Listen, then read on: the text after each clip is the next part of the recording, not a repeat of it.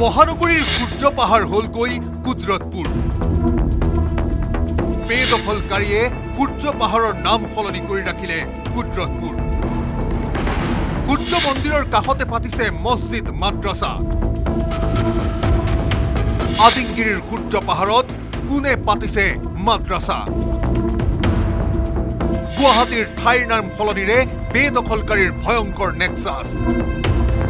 বেদখল আৰু উচ্ছেদক কেন্দ্ৰ কৰি ৰাজ্য উত্তাল হৈ থকাৰ পৰতে মহানগৰীৰ পাহাৰত বেদখলৰ ভয়াবহ জাল। নিউজ 18ৰ কেমেৰাত বন্দী বেদখলৰ ভয়ংকৰ দৃশ্য।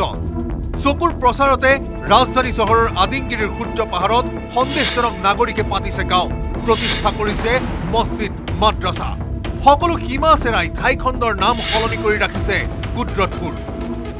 এয়া হৈছে পাহাৰৰ একেবাৰে শীৰ্ষতম উচ্চতা সূৰ্য পাহাৰ বুলি কোৱা হৈছিলে পূৰ্বতে, আৰু এতিয়াতে তেখেতসকলে আনঅফিচিয়েলি কুদৰতপুৰ নাম দিছে। কিন্তু আজি যেতিয়া সংবাদ মাধ্যমৰ লোক আৰু বিভাগীয় কৰ্তৃপক্ষ আহিলে তেতিয়া কিন্তু এই স্থানত কোনো লোককে দেখিবলৈ পোৱা নগ'ল। আদিংগিৰিৰ সূৰ্য পাহাৰত থকা সূৰ্য মন্দিৰটো এক প্ৰকাৰ অস্তিত্বহীন কৰি শ শ সন্দেহজনক লোকে পাহাৰৰ মাটি কাটি সাজিছে ঘৰ আৰু মাদ্ৰাছা। বৃহৎ বসতিৰ এই অঞ্চলত বাস কৰা লোকক চিনি নাপায় স্থানীয় লোকে। ভেটি আছে, ভেটি মানে যিটো মন্দিৰৰ ভগ্নাৱশেষৰ যিটো তলৰ গ্ৰাউণ্ডৰ ভেটিটো, এই ভেটিটো ইয়াত আছে। এইবোৰ ভাঙা ইটাবোৰ, এইবোৰ মানে যিটো গ্ৰাউণ্ডৰ ঢালাই দিয়া তলৰ এইবোৰ তাত আছে মানে হেৰিটো। আমি যেতিয়াৰ পৰা সৰু আছিলোঁ তাত মানে হেৰি আছিলে বুলি মানে ইয়াৰ পৰা যেতিয়া মাইক বজিছিলে শুনি পায় আৰু মানে গোটেই গাঁৱৰ মানুহে শুনি পায়। এতিয়াতো এওঁলোক অহাৰ পৰাতো ইয়াত হেৰি হৈ গ'ল। তাতোকৈ ৰহস্যজনক কথাটো হ'ল বৃহৎ বসতিৰ এটা পৰিয়ালেও চিনি নাপায় এটাই আনটো পৰিয়ালক। কোনো যদি আহিছে হাইলাকান্দিৰ পৰা, কোনো আহিছে নগৰ বেৰাৰ পৰা। নিউজ 18 অসম নৰ্থ ইষ্টৰ সাংবাদিকে বাতৰিৰ যোগেদি পোহৰলৈ অনা বেদখলকাৰীৰ খবৰৰ পাছতে তৎপৰ হৈছে প্ৰশাসন। বেদখলকৃত স্থানত উপস্থিত হ'লগৈ গুৱাহাটীৰ ৰাজহ চক্ৰ বিষয়া।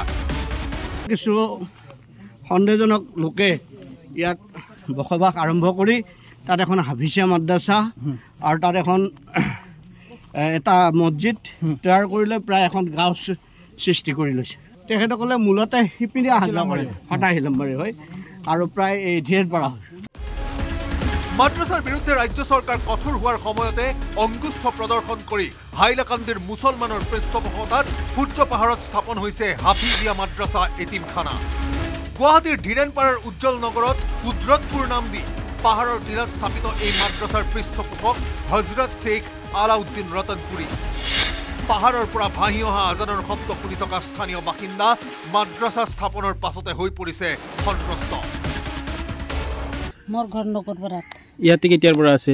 এতিয়াৰ পৰা 40ৰ আপত গৈছে। মোৰ আছে 40-45 ঘৰ আমাৰ সমাজত আছে। মানুহ কিমান মান হ'ব? ইমান কাৰ ঘৰত কিমান মানুহ আছে নাজানো বাবা ইমান। ঠিক আছে। আৰু নগৰ বেৰা আৰু ক'ৰ মানুহ আছে ইয়াতে? এক গাঁৱৰ এক মানুহ, কাৰো গাঁৱৰ চিনি পাওঁ, কাৰো গাঁৱৰ চিনি নাপাওঁ বাবা। কি কৰিম আৰু কওক? ওচৰ চুবুৰীয়াৰ মানে এনেকুৱা চিনাকি নাই আৰু? চিনাকি এতিয়া এগিলি আছে। আমি এক জাগাৰ এটা মানুহ আছো। পাহাৰখনত নিতৌ অচিনাক্ত লোকে বাহাৰ পতা লক্ষ্য কৰিছে অঞ্চলটোৰ স্থানীয় লোকে। এই পাহাৰটোৰ টিলাৰ পৰা ভৱিষ্যতে গোটাঘাট সংঘটিত কৰাৰ সন্দেহ প্ৰকাশ কৰিছে স্থানীয় লোকে। কিয়নো মহানগৰীৰ শীৰ্ষতম স্থান সূৰ্য পাহাৰ, তাৰ পৰাই কামাখ্যা দেৱালয়, গান্ধী মণ্ডপ, সেৱা ভাৰতীৰ কাৰ্যালয়, বৰ্ষাপাৰা ষ্টেডিয়াম আদি সকলো দৃশ্যমান। প্ৰায় 300 লোকে সাজিছে বসতি। গুৱাহাটী মহানগৰৰ সুৰক্ষাৰ স্বাৰ্থত সন্দেহজনক নাগৰিকক আঁতৰোৱাৰ দাবী স্থানীয় ৰাইজৰ। অঞ্চলটো বেদখল মুক্ত কৰি সূৰ্য মন্দিৰটো পুনৰ প্ৰতিষ্ঠাত ৰাইজক সহায় কৰি দিবলৈ প্ৰশাসনক আহ্বান জনাইছে স্থানীয় লোকে। কুদৰতপুৰৰ পৰাই দেখা পায় গুৱাহাটী মহানগৰীৰ সকলো স্থান। মোৰ পিছফালে আছে এই মুহূৰ্তত বৰ্ষাপাৰা ষ্টেডিয়াম, আৰু মোৰ যদি সন্মুখ ভাগৰ কথা উল্লেখ কৰোঁ তাত RSSৰ প্ৰধান মহান ভাগৱত আহিলে সেই স্থানতে থাকে। ঠিক একেদৰে পিছফালৰ যদি কথা উল্লেখ কৰোঁ তাতে আছে জয় মা কামাখ্যাৰ নিচিনা তাত ধাম। তাৰ পিছত এই স্থান তেখেতসকলে অনাকাংক্ষিতভাৱে দখল কৰি গৈছে, আৰু বেদখল মুক্তৰ ক্ষেত্ৰত চৰকাৰ প্ৰশাসনে কি ধৰণৰ ব্যৱস্থা গ্ৰহণ কৰে সেয়া এই মুহূৰ্তত ডাঙৰ প্ৰশ্ন। চতুৰ্দিশে উচ্ছেদ চলিছে, কিন্তু তাৰ মাজতে ৰাজধানী চহৰতে বেদখলৰ ভয়ংকৰ নেক্সাছ। শীঘ্ৰে ব্যৱস্থা গ্ৰহণৰ আহ্বান স্থানীয় বাসিন্দাৰ। বশিষ্ঠৰ পৰা উৎপল হালৈ report, news 18 Assam North East. আপুনি বিচৰা বাতৰি পাব কেৱল নিউজ 18 এপত। নিউজ 18 এপ ডাউনলোড কৰিবলৈ স্কেন কৰক এই QR কোড। গুগল প্লে ষ্টৰতো পাব এই নিউজ 18 এপ।